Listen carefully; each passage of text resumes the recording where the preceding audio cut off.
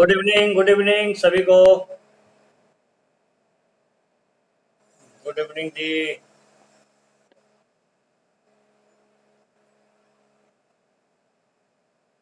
Good evening.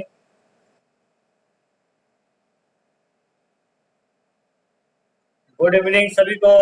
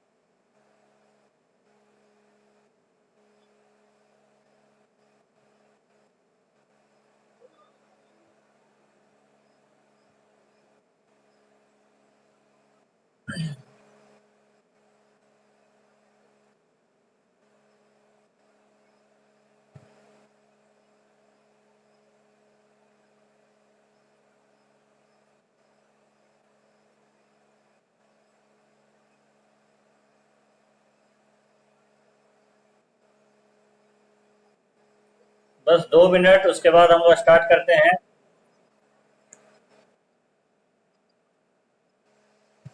सबको बोल दीजिए अपने अपने ग्रुप में क्लास स्टार्ट हो गई, सब लोग जुड़ जाइए।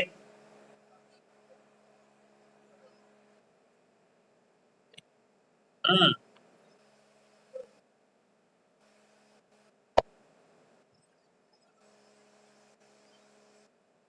क्लास के बीच में कोई किसी को कुछ बोलना नहीं है, बहुत इंपॉर्टेंट क्लास होता है, ठीक है।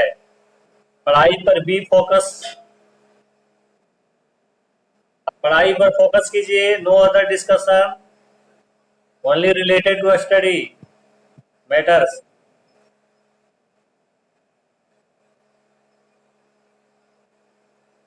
आज हम लोग बहुत इम्पोर्टेंट टॉपिक का चर्चा करेंगे, बहुत इम्पोर्टेंट, इसलिए एकदम नो डिस्टरबेंस।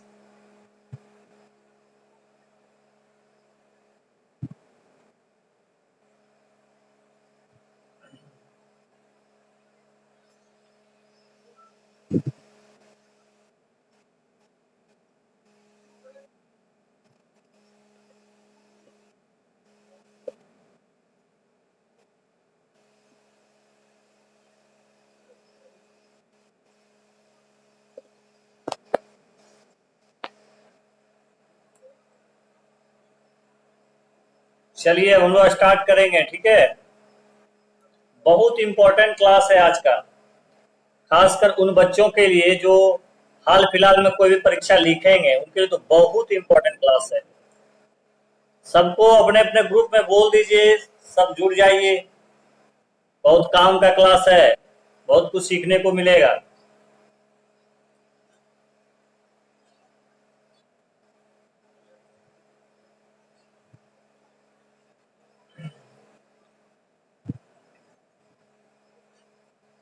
चलिए अब हम लोग स्टार्ट करते हैं, ठीक है। कॉपी पेन लेके लेकिन बैठिएगा, कॉपी पेन लेकर के, बिना कॉपी पेन लेकर के कोई काम नहीं देगा, क्योंकि बहुत सारा चीज है जो अभी आप उसको नोट भी करेंगे। आज हम लोग बहुत इंपॉर्टेंट टॉपिक चर्चा करने वाले हैं, आर्थिक सर्वेक्षण 2020-21 का। इतना इंपॉर्टेंट टॉपिक है ना कि सिविल सेवा परीक्षा में यहां से हमेशा प्रश्न पूछा जाता है, हमेशा, ऑलवेज। जैसे भी देखिए, जो बच्चे नए हैं, मान लीजिए कि सेमेस्टर 1 में बच्चे जो पढ़ रहे हैं, सेमेस्टर 4 में पढ़ रहे हैं, उनको लग रहा हो कि सर क्या बता रहे हैं। आर्थिक सर्वेक्षण इतना इंपॉर्टेंट टॉपिक होता है, खासकर इकोनॉमी के संदर्भ में। अर्थशास्त्र आप लोग पढ़े होंगे क्लास 9, 10th में, 8 में, ठीक है। गरीबी, बेरोजगारी, है ना, ये सब आप लोग पढ़े होंगे, ठीक है, किसे कहते हैं। और अर्थव्यवस्था के विषय में भी पढ़े होंगे, प्राथमिक क्षेत्र क्या होता है, द्वितीय क्षेत्र क्या होता है, सेवा क्षेत्र क्या होता है, जीडीपी क्या होता है, एसडीआई क्या होता है, ठीक है, मानव विकास सूचकांक क्या होते हैं, ये सब आप लोग पढ़े होंगे क्लास 10th का, 10th में पढ़ना था। देखो, होता क्या है कि जो एनसीईआरटी किताब में आप पढ़ते हैं वो पुराना डाटा होता है। कौन सा डाटा होता है? पुराना डाटा होते हैं। डाटे हमेशा चेंज होते रहते हैं, ठीक है। इसीलिए बजट जब संसद में पेश होते हैं तो उसके पहले आर्थिक सर्वेक्षण पेश होता है। क्या चीज पेश होता है? आर्थिक सर्वेक्षण। बहुत इंपॉर्टेंट होता है आर्थिक सर्वेक्षण। कोई बच्चे हमको बता सकते हैं कि आर्थिक सर्वेक्षण किसे कहते हैं? इकोनॉमिक सर्वे जिसको बोलते हैं इंग्लिश में। आर्थिक सर्वेक्षण क्या है? जैसे मान लीजिए कि अभी हम लोग चर्चा करने वाले जो 1 घंटा हम लोग समय देंगे आज के क्लास में, बहुत काम का चीज है, एकदम निश्चित रूप से लेके 100% यहाँ से प्रश्न पूछे ही जाएंगे। तो कोई बच्चे हमको बताइए कि आर्थिक सर्वेक्षण का मतलब आप क्या समझ रहे हैं?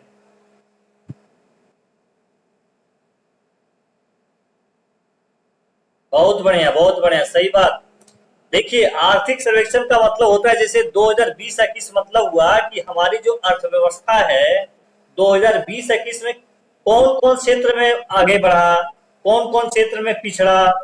हमारा जो पहले गोल था कि हम ये करेंगे, जैसे जो बजट में जो टारगेट रखा जाता है कि हम इस क्षेत्र में इतना इतना काम करेंगे, मेरा इस क्षेत्र में इतना उत्पादन होगा, तो क्या हम वो चीज को कर पाए?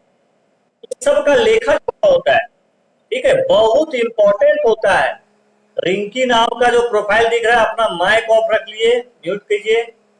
चलिए, देखो, क्लास का इंपॉर्टेंट समझिए। मैं बार बार बोल रहा हूं, इस तरह का मैं आपको जिस तरह का व्यवस्था मिल रहा है, अभी देखिए नाइट में भी आपके लिए कोशिश किया कि दिन भर में यदि आपकी क्लास नहीं हो सकी है ना, तो उसको लिया जाए, किसी तरह से कुछ तो सीखेंगे आप ना, निश्चित रूप से सीखिएगा। केवल हिस्ट्री और हिंदी ऑनर्स और पॉलिटी ऑनर्स से आपका काम चलने वाला नहीं है। जो हकीकत है वो मैं आपको बताता हूँ, ठीक है। आपको कुछ एक्स्ट्रा पढ़ने पड़ेंगे, जानकारी लेना पड़ेगा कि ऐसा होता क्या है, इसका इंपॉर्टेंस क्या है, ठीक है। तो अभी हम लोग चर्चा करेंगे आर्थिक सर्वेक्षण 2020 की। सब लोग लिखते जाइएगा, कुछ कुछ पॉइंट लगे। इस बार का जो आर्थिक सर्वेक्षण पेश हुआ संसद में, ठीक है, वो हुआ था 29 जनवरी 2021 को। कब पेश हुआ था? एक एक पॉइंट क्लियर करते देखिएगा, नया नया कितना चीज मिलेगा। आप लिख सकते हैं 29 जनवरी 2021 को भारत का आर्थिक सर्वेक्षण 2020-21 संसद में प्रस्तुत हुआ। इस पॉइंट को सभी लोग लिख लीजिए। देखो, जो बच्चे को समझ में नहीं आएगा उनको लगेगा कि भैया ये क्या चीज है, इसका क्या इंपॉर्टेंस है, लेकिन थोड़ा सा अपने माइंड को ब्रॉड कर लीजिए, फिर देखिए आपको कितना अच्छा आनंद लगेगा पढ़ने में। इस पॉइंट को सभी लोग अपने कॉपी में लिख लीजिए कि 29 जनवरी 2021 को भारत का आर्थिक सर्वेक्षण 2020-21 संसद में प्रस्तुत हुआ। सब लोग लिख लिए? अब मैं लिखाते भी जा रहा हूं, कुछ कुछ पॉइंट आपको मैं क्लियर करते जा रहा हूं, ठीक है, ताकि आपको कोई दिक्कत ना हो। ये हो गया सबका पॉइंट। दूसरा महत्वपूर्ण पॉइंट लिखिए, थीम क्या है। मैं हाल ही फिलहाल में कल परसों के क्लास में मैंने बताया था कि आर्थिक सर्वेक्षण जो पेश हुआ था उसका थीम क्या था। कोई बच्चे बता सकते हैं कि इसका थीम क्या था? Saving lives and livelihoods, livelihood जिसको बोलते हैं, ठीक है, saving lives and livelihoods. Clear? इस पॉइंट को लिख लीजिए तपस, एकदम नोट कर लीजिए सब लोग कॉपी में, जितने भी बच्चे हैं, सारे बच्चे। देखो, मैं किसी बच्चे को ये नहीं समझता हूं you are the student of first semester, you are the student of fourth semester, मैं नहीं समझता हूं। मैं आपको एक सिविल सर्विसेज का जो प्रिपरेशन जो करते हैं, जो बच्चे देखते होंगे, दिल्ली यूनिवर्सिटी का बच्चा टॉप करता है, दिल्ली वाले लोग उस आसपास के बच्चे टॉप करते हैं, क्यों? क्योंकि उनका टारगेट शुरू से हो जाता है, ग्रेजुएशन पीरियड से हो जाता है कि हमको सिविल सर्विसेज देना है, और सिविल सर्विसेज के लिए एक भी व्यर्थ समय नहीं होना चाहिए। आपको उसका प्रिपरेशन की ओर शुरुआती दौर से लग जाना चाहिए, और जो बच्चे इस तरह का करते हैं उनको किसी तरह का कोई दिक्कत नहीं होती है। तो चलिए सब लोग लिखिए, इसका थीम क्या था? 2020-21 आर्थिक सर्वेक्षण का थीम था, लिखिए, सेविंग्स, SAVING, सेविंग, सब लोग लिख रहे होंगे, सेविंग लाइफ, LIVES, ठीक है, सेविंग लिव्स एंड लिखिए लाइवलीहुड, LIVEL, है ना, IHOODS। अब हिंदी में ही लिखो, कोई दिक्कत नहीं, परीक्षा में दोनों लैंग्वेज में रहता है, हिंदी और इंग्लिश में भी। हिंदी में लिखिए जीवन और आजीविका की सुरक्षा, जीवन और आजीविका की सुरक्षा, एकदम सभी लोग लिखिए, मैं बता रहा हूं जिस ढंग से आपको मैं ले जा रहा हूं, बस आप बने रहिए, ठीक है सभी लोग। जीवन और आजीविका की सुरक्षा, कोई बच्चे हमको बता सकते हैं? कोई भी बच्चे 2020-21 का जो आर्थिक सर्वेक्षण था उसके मुख्य आर्थिक सलाहकार कौन थे? मुख्य आर्थिक सलाहकार मतलब होता है कि आप जो आर्थिक सर्वेक्षण पेश करने जा रहे हो, आपको जो सलाह देने का काम करते हैं, कुछ बताने का काम करते हैं, मार्गदर्शन का काम करते हैं, वो कौन थे? उनका नाम है कृष्णमूर्ति। लिख लीजिए, इस पॉइंट को क्लियर कीजिए, लिख लीजिए। आर्थिक सर्वेक्षण 2020-21, आर्थिक सर्वेक्षण 2020-21,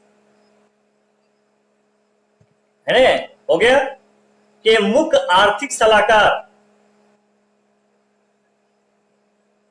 मुख्य आर्थिक सलाहकार कृष्णमूर्ति, कृष्णमूर्ति लिखिए वी सुब्रमण्यम, कृष्णमूर्ति वी सुब्रमण्यम, लिख लीजिए।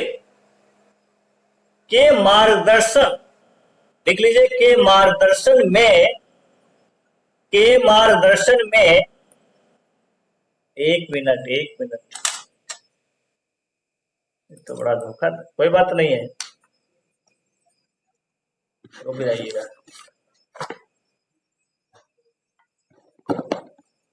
पढ़ाई के लिए कुछ नहीं, कोई बात नहीं, हो जाएगा। लिखिए के मार्गदर्शन में, लिखिए सब लोग। हाँ, सुनाई पड़ रहा है ना, कोई दिक्कत नहीं है, अपने लाइट आ जाएगा। हाँ, के मार्गदर्शन में आर्थिक मामलों के विभाग, आर्थिक मामलों के विभाग, आर्थिक मामलों के विभाग, देखो आगे पढ़िएगा तो सब लोग साथ देगा, समय भी साथ देता है, प्रकृति भी साथ देता है। नहीं पढ़िएगा बहुत बहाना मिल जाएगा कि अच्छा लाइट नहीं है, कुछ नहीं होगा, तो ये नहीं हो रहा है, तो ये हो गया, ठीक है, सब हो जाता है। चलिए, क्या मैंने बताया आपको अभी? आर्थिक, हाँ, आर्थिक मामलों के विभाग, वाणिज्य, वाणिज्य लिखिए, वाणिज्य, वाणिज्य, हाँ, वाणिज्य प्रभाग द्वारा, वाणिज्य प्रभाग द्वारा तैयार किया गया, वाणिज्य प्रभाग द्वारा तैयार किया गया।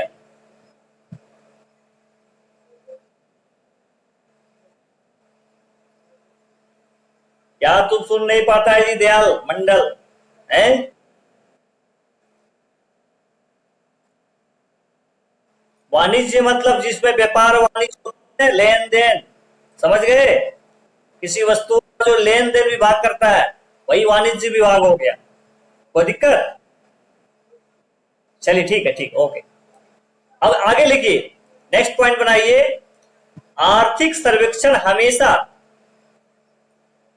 आर्थिक सर्वेक्षण हमेशा बजट के एक दिन पहले, आर्थिक सर्वेक्षण हमेशा बजट के एक दिन पहले प्रस्तुत किया जाता है।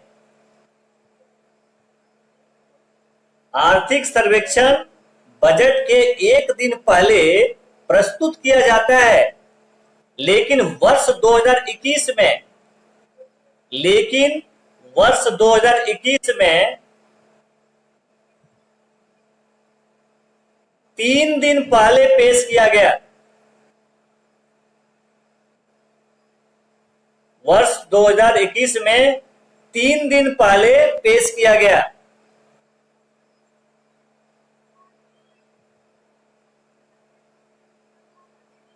कोई दिक्कत किसी को? देखो, सामान्यतः 1 दिन पहले प्रस्तुत किया जाता है, लेकिन 2021 में कितना दिन पहले कर दिया गया? 3 दिन पहले, याद रखिएगा। हाँ, चलिए ठीक है। एक चीज ध्यान दीजिएगा जो इंपॉर्टेंट जानना है, अभी जो 2020-21 का आर्थिक सर्वेक्षण आया है उसमें जीडीपी कितना अनुमान लगा है? पता है कितना जीडीपी रहा इस बार का? -7.7%, माइनस में चला गया। कितना कितना रहा? 2020-21 में हमारे देश की अर्थव्यवस्था का जो जीडीपी रहा, हमारे देश की जीडीपी कितना रहा? -7.7%। इसको नोट कर लीजिएगा सभी को, ठीक है? यानी आर्थिक सर्वेक्षण में जो जीडीपी अनुमानित किया गया कि रहा, वो कितना रहा? माइनस में रहा। अब आप बताइए, माइनस में सही रहता है जीडीपी, सही रहेगा कि पॉजिटिव में रहेगा तो अच्छा रहेगा? पॉजिटिव में रहेगा तो अच्छा रहेगा। और आप बता सकते हैं इसका सबसे बड़ा रीजन क्या रहा? हमारी जो जीडीपी है, देखो, कोविड 19, वेरी गुड, बहुत बढ़िया। कोविड 19 के वजह से हमारे देश की जो अर्थव्यवस्था है वो थोड़ी सी नुकसान में चली गई। चलिए, बहुत अच्छा, वेरी गुड। एक चीज देखो, बहुत इंपॉर्टेंट है, अभी तक भारत में, ध्यान रखिएगा, अभी तक भारत में, ठीक है, कितनी बार नेगेटिव रेट आया है? ये तो नेगेटिव रेट तो आ गया 2020-21 में। अभी तक भारत में 4 बार नेगेटिव रेट आया है आर्थिक सर्वेक्षण में। कितना बार आया है? 4 बार। इसको पॉइंट कर दो, इस पॉइंट को क्लियर करो सभी लोग, लिखो। अभी तक भारत में, अभी तक भारत में कितनी बार, अभी तक भारत में कितनी बार नेगेटिव ग्रोथ रही है? इस पॉइंट को क्लियर कर लीजिए एकदम, एक एक चीज पढ़िए। अभी तक कितनी बार भारत में नेगेटिव ग्रोथ रही है? आंसर करो डैश करके 4। ब्रैकेट दे दीजिएगा कब कब रहा। 4 बार जो हमारे देश की अर्थव्यवस्था माइनस में गई, नेगेटिव गया, वो कब कब रहा? लिखिए, 1965-66, 1965-66, कॉमा 1971-72,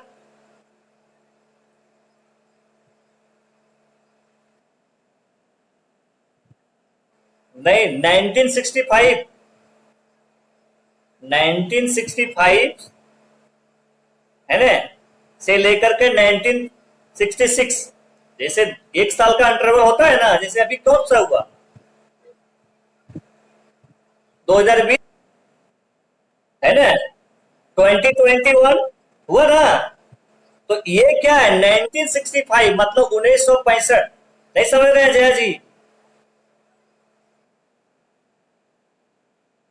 नहीं, नहीं। देखिए, you belong to Uttar Pradesh, और Uttar Pradesh is famous for Hindi, तो you have no hesitation to talk in Hindi, in language. दिक्कत तो है ना, उत्तर भाषा ही क्या है?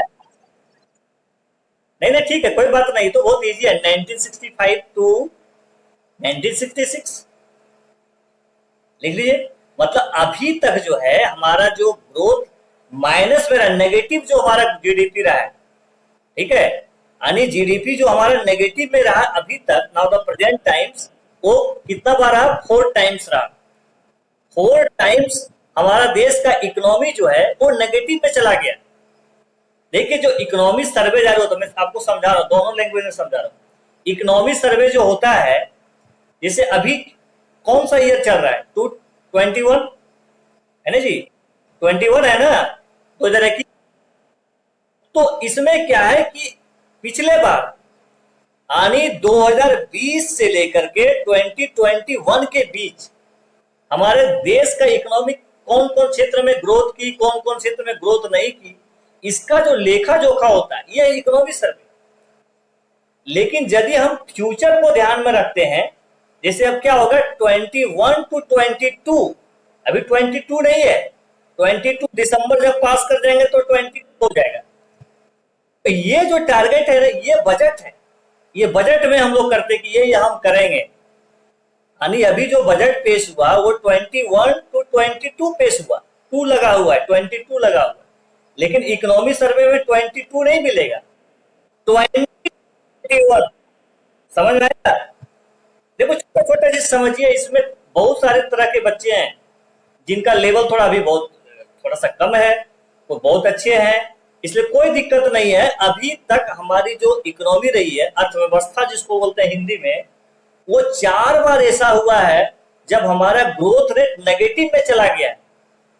नेगेटिव मतलब होता है कि हम जितना चाहते थे उतना तो मिला नहीं, उससे ज्यादा नुकसान हो गया, हमको अपना घर से लगाना पड़ा। कोई दिक्कत किसी को?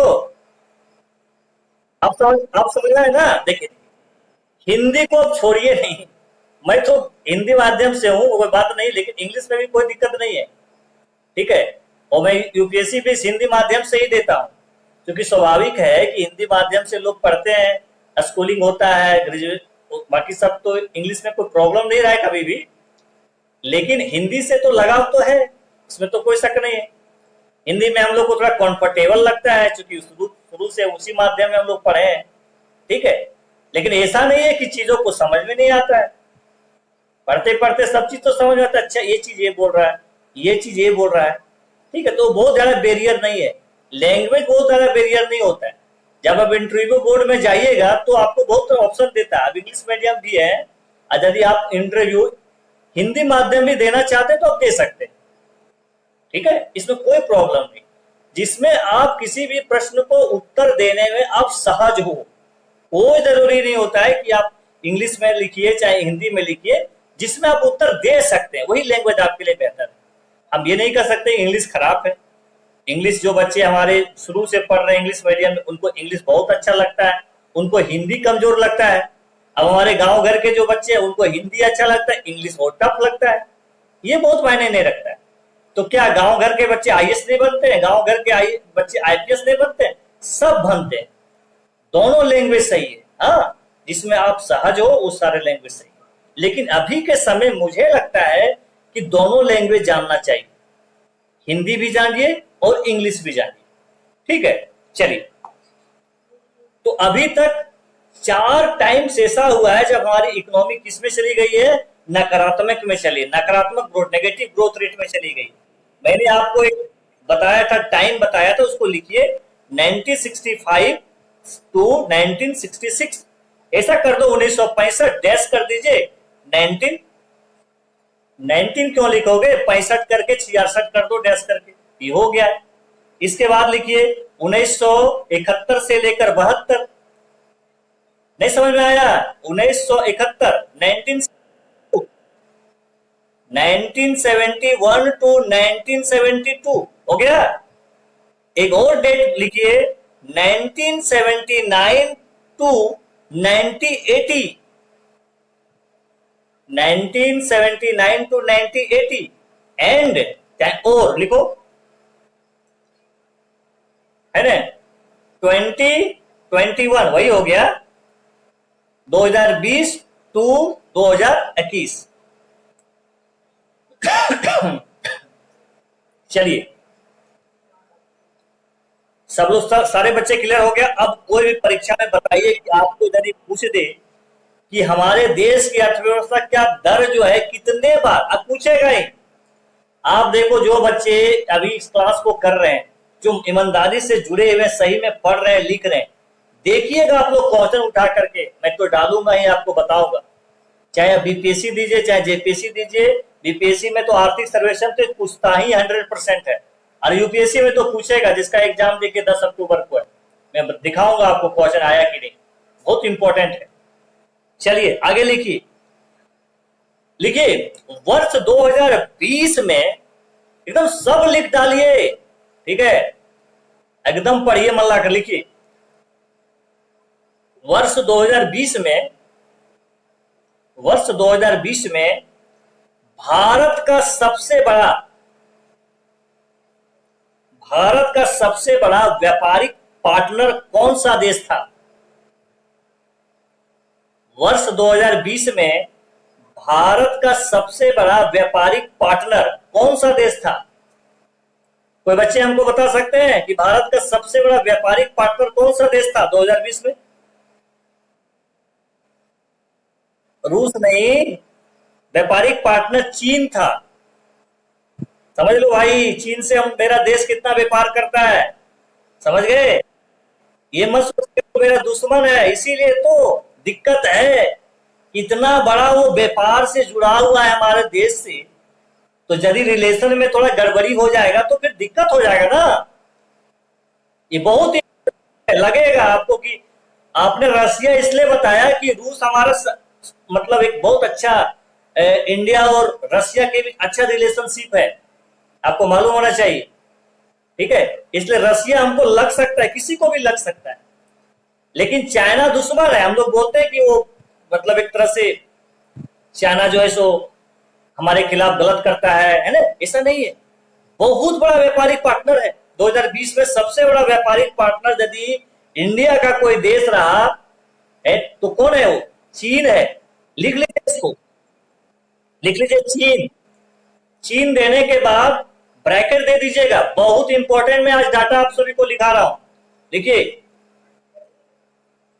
77.7 बिलियन डॉलर, बुझ लो भाई, 77.7 बिलियन डॉलर।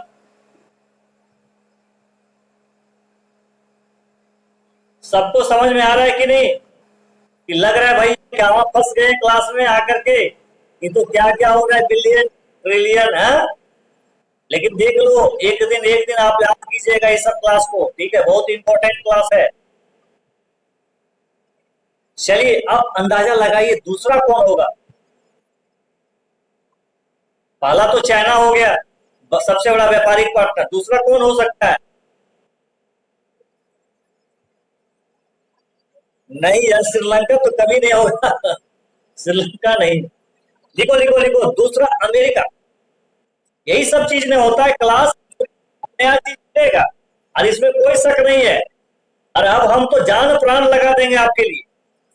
अब हम सब व्यवस्था ले लिया, मतलब किसी रात को भी लाइन भी कट जाए कोई दिक्कत नहीं है, ठीक है? आपको पढ़ाएंगे तो पढ़ाएंगे।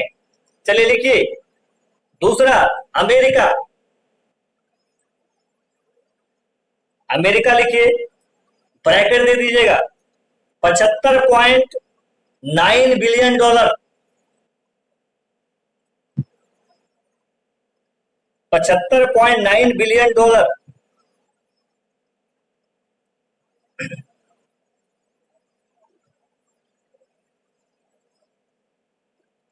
एक चीज ध्यान दीजिएगा, एक वर्ड है ट्रेड बैलेंस, व्यापार संतुलन जिसको बोलते हैं इंग्लिश में। हाँ, अब हमको दोनों लैंग्वेज कभी कभी यूज करने का हम प्रयास करेंगे। देखो देखो, हर तरह के बच्चे क्लास में होते हैं, किन्हीं का कोई इंग्लिश मीडियम से हो सकता है, कोई हिंदी माध्यम से होते हैं।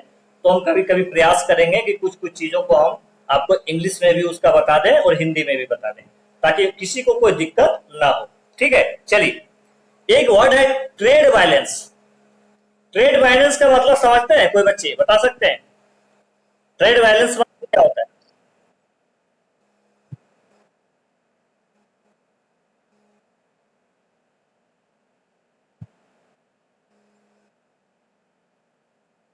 देखिए, हाँ बिल्कुल बिल्कुल ठीक, सही है सही है। ट्रेड बैलेंस का मतलब होता है व्यापार संतुलन। व्यापार संतुलन, हम किसी के देश के साथ ऐसा व्यापार नहीं करें जिससे कि हमको नुकसान हो रहा है। जैसे ठीक है, हम आपके देश से हम सामान को ला रहे हैं, बहुत अच्छी बात है, लेकिन मेरा सामान भी आपके पास जाना चाहिए, समझे? This is the trade balance. अब पता चला कि हम ज्यादा ले रहे हैं, तुम ले ये ले रहा है मेरा, तो तो ये ट्रेड बैलेंस हुआ कि अनबैलेंस हुआ? मेरे यहां जो कुछ पॉजिटिव चीज है, जो मेरे पास वस्तु है, वो मेरा वाला तुम ले लो, आप ले लो। मेरे पास जो नहीं है आप दे दो। आयात निर्यात होना चाहिए दोनों तरफ से। तो ट्रेड बैलेंस इसको बोलते हैं ना, जिसको हिंदी में क्या बोला जाता है? व्यापार संतुलन। ठीक है, यानी हमारे यहां से पैसा जा रहा है लेकिन हम भी वहां से पैसा ला रहे हैं, ये सही है ना? खाली मेरे यहां से जा रहा है, आपके यहां से कुछ नहीं आ रहा है, तो इसको बैलेंस नहीं बोलते। ठीक है, इसको लिख लीजिए, बहुत इंपॉर्टेंट है। ट्रेड बैलेंस लिख लो। ट्रेड बैलेंस पॉजिटिव सबसे ज्यादा, ट्रेड बैलेंस है ना, पॉजिटिव सबसे ज्यादा किस देश के साथ है? ट्रेड बैलेंस सबसे ज्यादा है ना, ट्रेड बैलेंस पॉजिटिव सबसे ज्यादा किस देश के साथ है?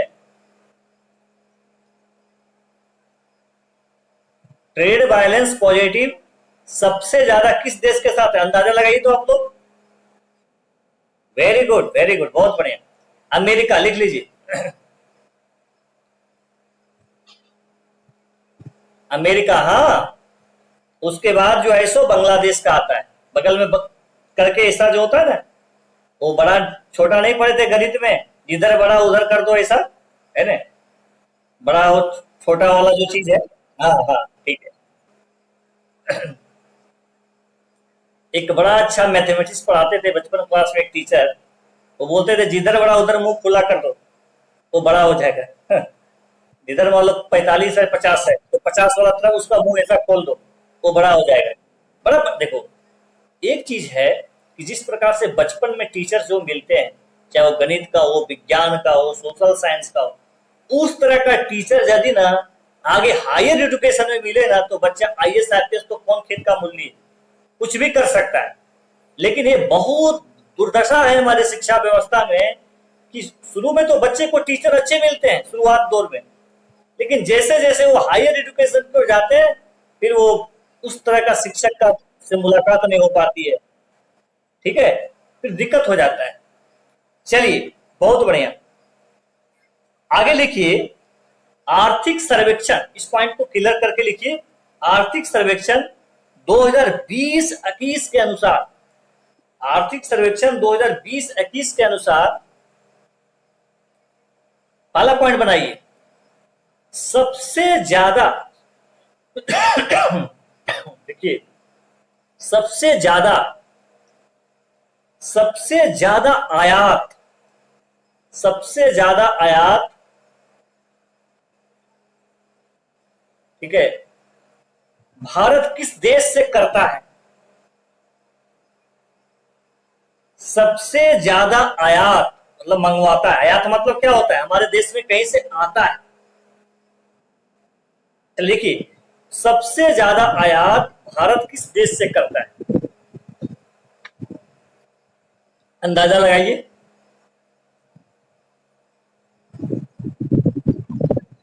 Very good, very good, very good. चलिए देखिए, इसको ऐसा करके लिखो, चीन, गैस करके लिखो, चीन। चीन मतलब ऐसा कर देना, उधर मुंह ऐसा कर देना, ठीक है। चीन लिखने के बाद उसके बाद अमेरिका, पाला में चीन, उसके बाद अमेरिका, उसके बाद यूएई, संयुक्त अरब अमीरात, इसी को बोलते हैं जी। हाँ ठीक है, यूएई। हाँ, उसके बाद हांगकांग, उसके बाद हांगकांग। ठीक है, बहुत इंपॉर्टेंट, ये सब डाटा इतना इंपॉर्टेंट है, कंफ्यूज कर जाइएगा, बहुत इंपॉर्टेंट होता है। थोड़ा सा इसलिए समय इसको मैं देने का प्रयास किया कि आज के क्लास में विशेष फोकस इस पर करेंगे। नेक्स्ट पॉइंट बनाइए। सबसे ज्यादा निर्यात, सबसे ज्यादा निर्यात भारत किस देश को करता है? सबसे बता रहा, बताओ, सबसे ज्यादा निर्यात भारत किस देश को करता है? ये जो आर्थिक सर्वेक्षण आया ना, उसके अनुसार से लिखिए। अमेरिका,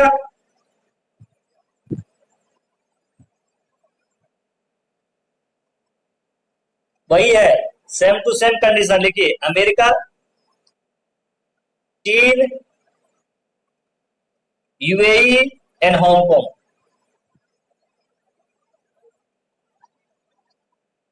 अमेरिका, चीन, यूएई और हांगकांग।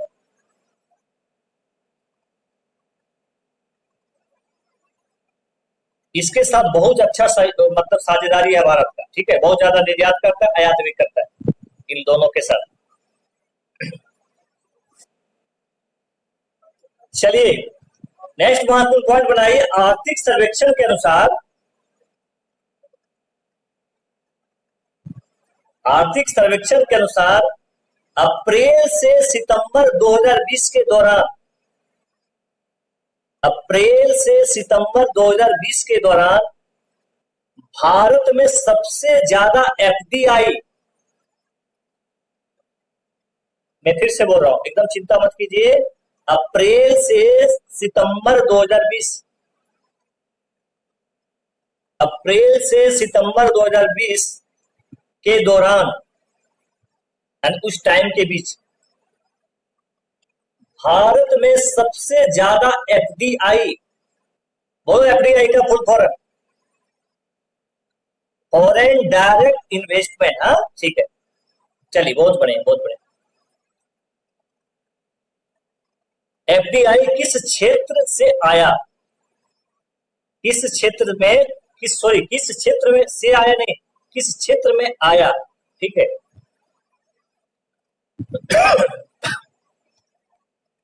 डैश करके लिखो सेवा क्षेत्र में,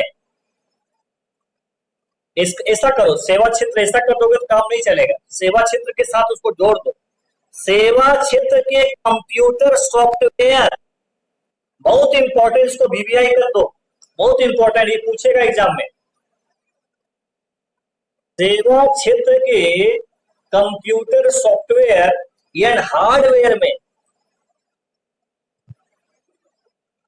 सेवा क्षेत्र यानी क्यों, सर्विस सेक्टर, ठीक है, सर्विस सेक्टर के कंप्यूटर सॉफ्टवेयर एंड हार्डवेयर में सबसे ज्यादा एफडीआई आया, क्या चीज आया, सबसे ज्यादा एफडीआई आया, यानी इसमें सर्विस सेक्टर के कौन सा पार्ट में, कंप्यूटर सॉफ्टवेयर एंड हार्डवेयर।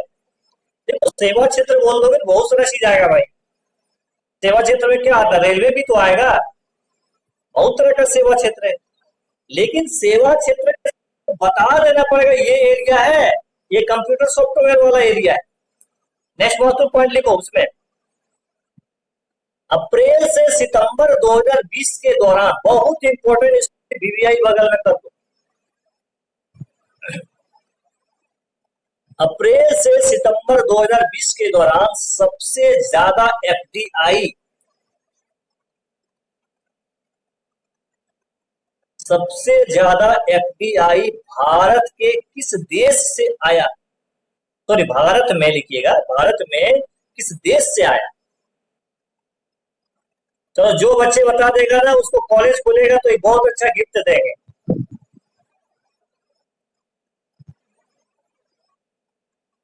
चलो टाइम खत्म, जल्दी जल्दी काहे नहीं बोलता तपस, चलो बहुत बढ़िया, very good very good very good, चलिए लिखिए, इसको लिख लिख लो, बहुत इंपॉर्टेंट है, ये कंपटीशन पूछा जाएगा। चलो देंगे गिफ्ट देंगे, जब आएगा तो मिल लेना हमसे। चलो अप्रैल से सितंबर 2020 के दौरान, अप्रैल से सितंबर 2020 के दौरान सबसे ज्यादा एफडीआई भारत में किस देश से आया, लिख ले सब लोग क्वेश्चन में, आंसर लिखो सिंगापुर, पाला में कौन हो जाएगा, सिंगापुर में से, सिंगापुर से सबसे ज्यादा एफडीआई है। बहुत इंपॉर्टेंट आज मैं क्लास ले रहा हूं, आज का क्लास जो मिस कर गया ना, आज परमानंद पवार रजक गायब है, ठीक है, बहुत सारे बच्चे को पता नहीं होगा, हो सकता है लाइट का प्रॉब्लम होगा, रात को प्रॉब्लम होता है, लेकिन नहीं भाई आज का क्लास बहुत इंपॉर्टेंट है, इसको मैं रिकॉर्ड भी कर रहा हूं, देखते हैं पता नहीं रिकॉर्ड हो पाएगा कि नहीं, ठीक है, ये बहुत काम का चीज है आज का क्लास। चलिए लिखिए, अभी कुछ नहीं, अभी कुछ नहीं, पढ़िए, बोलो संजीत, क्या बोल रहे हो, एफडीआई मतलब होता है भैया प्रत्यक्ष विदेशी निवेश, है ना। यानी हमारे यहाँ कौन कौन सा निवेश कर रहे हैं सबसे ज्यादा, ठीक है। इन्वेस्टमेंट मतलब समझते हैं निवेश करना, यानी हमारे यहाँ आकर के वो निवेश कर रहे हैं सबसे ज्यादा, अपना पैसा को लगा रहे हैं, ठीक है।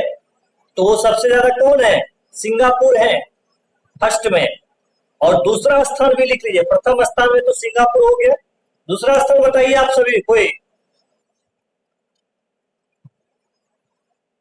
अरे भैया मेरे पास पैकेट में पैसा है, हम जा करके दूसरे जगह पर अपना इन्वेस्ट करेंगे ना, तो उस मामले में सबसे ज्यादा है सिंगापुर का।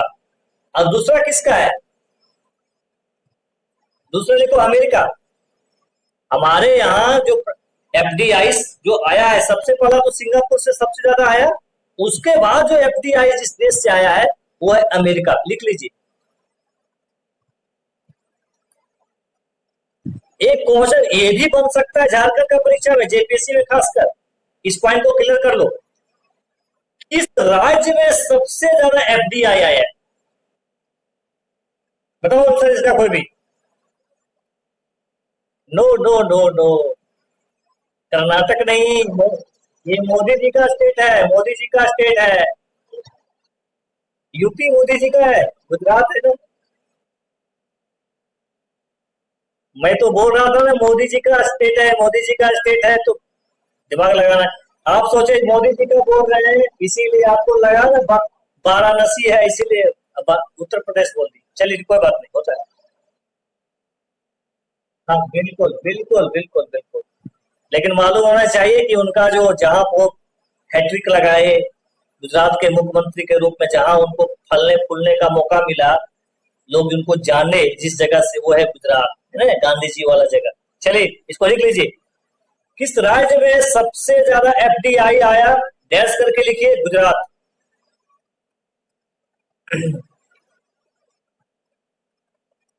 एकदम ये सब आर्थिक सर्वेक्षण का डाटा बहुत इंपॉर्टेंट है। इसको सब लोग एकदम नोट कर लीजिए, बहुत काम का चीज है।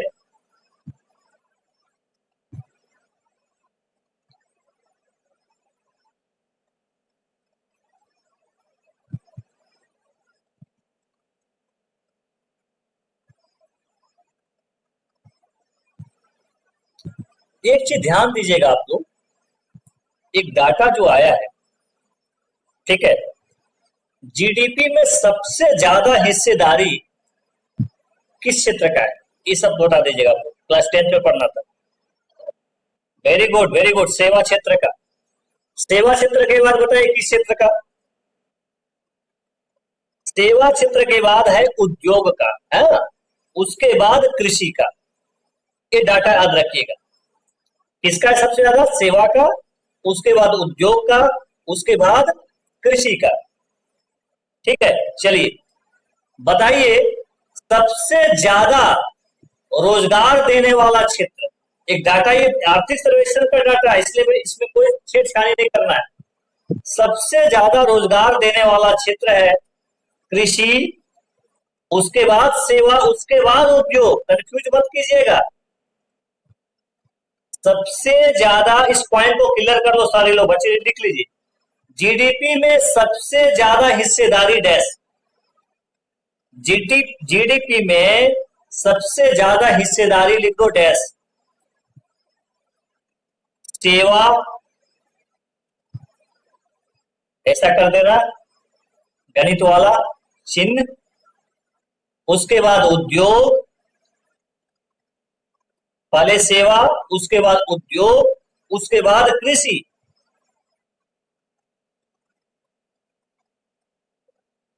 नेक्स्ट पॉइंट बनाइए, सबसे ज्यादा रोजगार देने वाला क्षेत्र।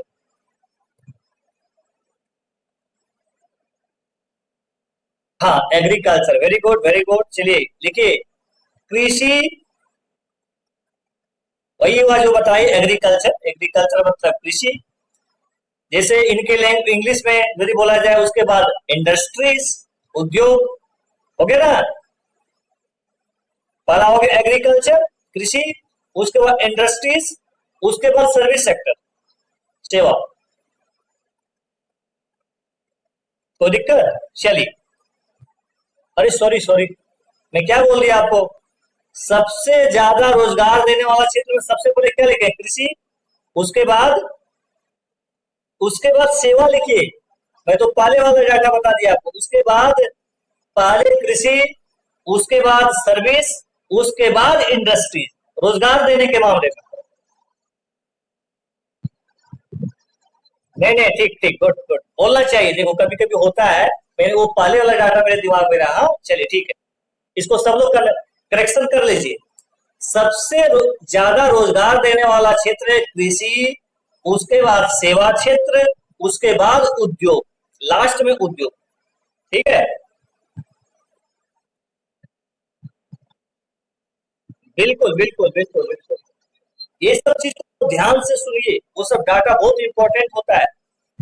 अच्छा, एक चीज बताइए, आर्थिक सर्वेक्षण के उस पॉइंट को लिख लीजिए।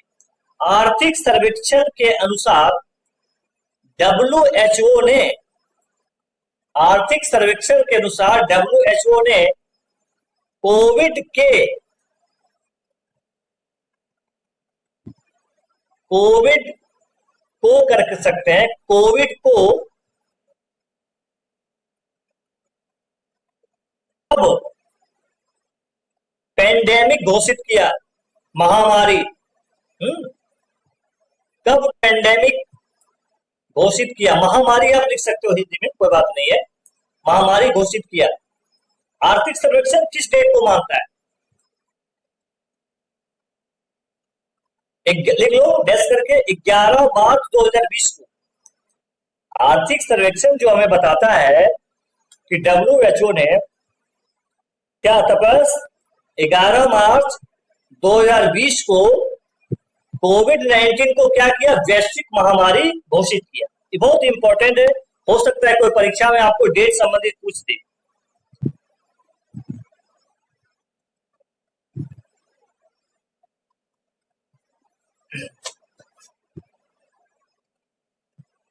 चलिए, बहुत बढ़िया।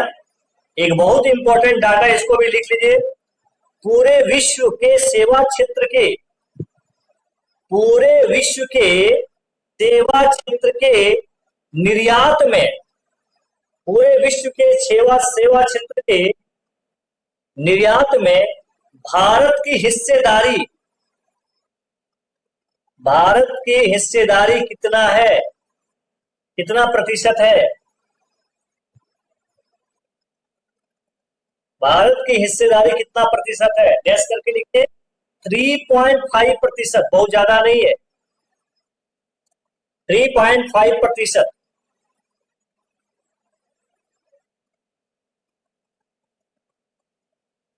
ऐसा लिखिए,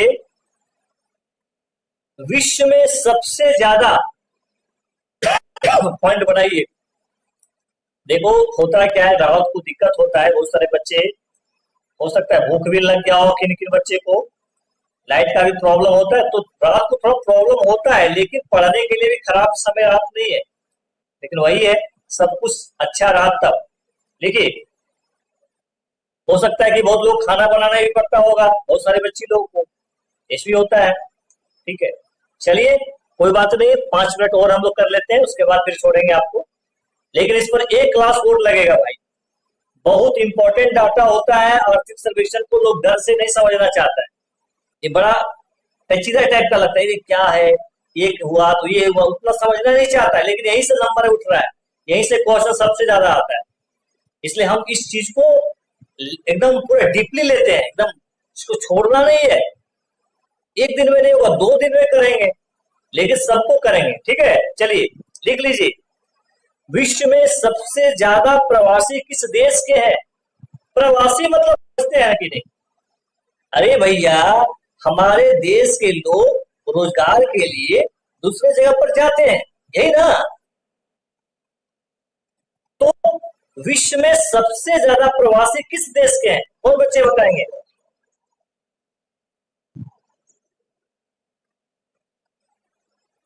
सबसे ज्यादा जो है प्रवासी इंडिया के अरे भैया इंडिया को मत बोलो। इंडिया से क्या हो गया इंडियन। ठीक है, लिख लो। विश्व में सबसे ज्यादा प्रवासी विश्व में सबसे ज्यादा प्रवासी किस देश के हैं? हाँ हाँ, इंडिया इंडिया लिखिए। इंडिया यानी भारत। और इंडिया से ही क्या बन गया इंडियन। फिल्म भी इंडियन है ना, इसका सनी देओल का। अच्छा है, सिविल सर्विस से जो जाना चाहते हैं उसके लिए अच्छा है। उसमें दिखाया है कि ऑनेस्टी से काम करना चाहिए चाहे कोई भी व्यक्ति हो। ठीक है, चलिए अब थोड़ा सा इस पॉइंट को और भी क्लियर कर दो। भारत में भारत से सबसे ज्यादा प्रवासी, इस पॉइंट को क्लियर कर लीजिए सब लोग। भारत से सबसे ज्यादा प्रवासी किस देश में जाते हैं? वेरी गुड वेरी गुड, इसको सब लिखो, सब क्लियर कीजिए। भारत से सबसे ज्यादा प्रवासी किस देश में जाते हैं? भारत से सबसे ज्यादा प्रवासी किस देश में जाते हैं? डैश करके लिखिए।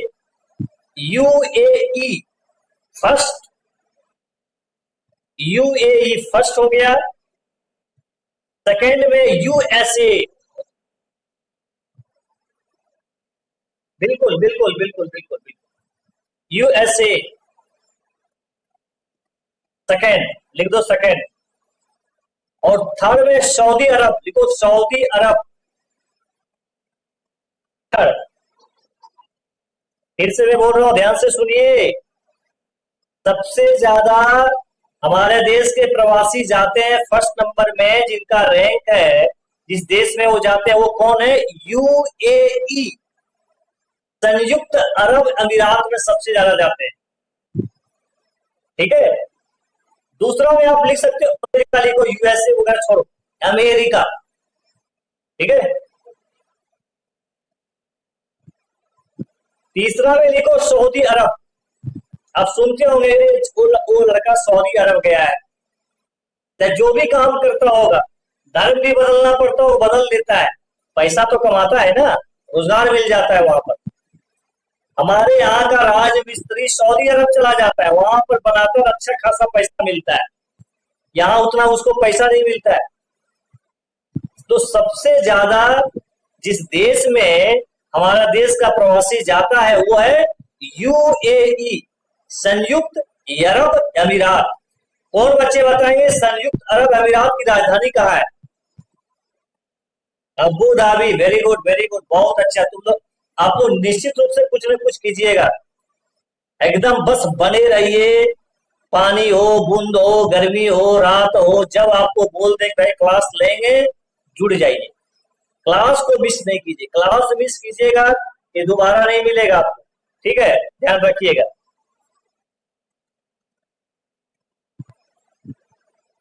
चलिए बहुत अच्छा। अब देखो एक चीज ध्यान दो, ग्लोबल स्तर का देखो, ग्लोबल स्तर के रूप में देखना का प्रयास करो। विश्व में सबसे ज्यादा, विश्व में सबसे ज्यादा प्रवासी किस देश में जाते हैं? ये भारत का संदर्भ में नहीं है, भारत के लोग तो जाते ही है, आप यूएई में गए, अमेरिका में गए, उसके बाद सऊदी अरब में गए, लेकिन एक ग्लोबल के रूप में देखिए, वर्ल्ड लेवल पर देखने का प्रयास कीजिए कि विश्व में सबसे ज्यादा प्रवासी, इस पॉइंट को लिख लीजिए। विश्व में सबसे ज्यादा प्रवासी किस देश में जाते हैं? हाँ वेरी गुड, अमेरिका, बहुत अच्छा। विश्व में सबसे ज्यादा प्रवासी किस देश में जाते हैं? देश करके लिखिए।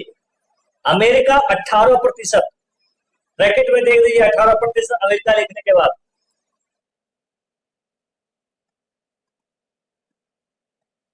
अमेरिका 18%। चलिए लिखिए, दूसरा स्थान लिखिए जर्मनी। इसका कोई डाटा नहीं है लेकिन दूसरा स्थान में जर्मनी है, दूसरा स्थान में जर्मनी, तीसरा स्थान है सऊदी अरब। देख लो भाई, सऊदी अरब कम नहीं है, बहुत इंपॉर्टेंट कंट्री है, यहाँ बहुत लोग जाते हैं रोजगार के लिए। तो चलिए आज का क्लास यही रखते हैं, लेकिन बहुत अच्छा मुझे लगता है सीखने को मिला होगा आप सभी को। ये क्लास अभी खत्म नहीं हुआ, एक दिन का और क्लास है, ठीक है। कल देखता हूं, कल यदि मैं यहाँ रहा, ठीक है, तो यही इस क्लास को खत्म करेंगे, आर्थिक सर्वेक्षण। वो दिक्कत, देखिए पढ़िए, पढ़ने में आपको आनंद आएगा, लेकिन बस वही चीज है, उसको यदि आप ये सोच के पढ़िएगा कि इसका इंपॉर्टेंस है मेरे जीवन में। जैसे बहुत लोगों को लगता है क्या है आर्थिक सर्वेक्षण पढ़ा रहे हैं, ये नहीं पढ़ा रहे हैं मेरा हिस्ट्री वाला चीज। जैसे यहाँ का बच्चा लोग चूंकि अभी सेमेस्टर में पढ़ रहा है ना, तो भी समझ में नहीं आता, बस सिंधु घाटी सभ्यता, वैदिक सभ्यता, 4 गो क्वेश्चन वाला यूनिवर्सिटी वाला रहता है, वो भी नहीं कर पाता है। यहाँ के बच्चे तक कहीं का यूनिवर्सिटी लोग केवल यही का नहीं बता रहे हैं, सब जगह इधर उधर करके 5 क्वेश्चन रखता है, बस 5 क्वेश्चन 3 क्वेश्चन ऐसा करके वो ग्रेजुएशन भी कर लेता है। इधर से उधर गूगल से चीटिंग करके, तो इधर से चीटिंग करके निकल जाता है परीक्षा। लेकिन वो सब करके आप कंपटीशन नहीं निकल पाइएगा, इतना गारंटी आप ले। चलिए ठीक है, सभी को शुभ रात्रि, धन्यवाद सभी।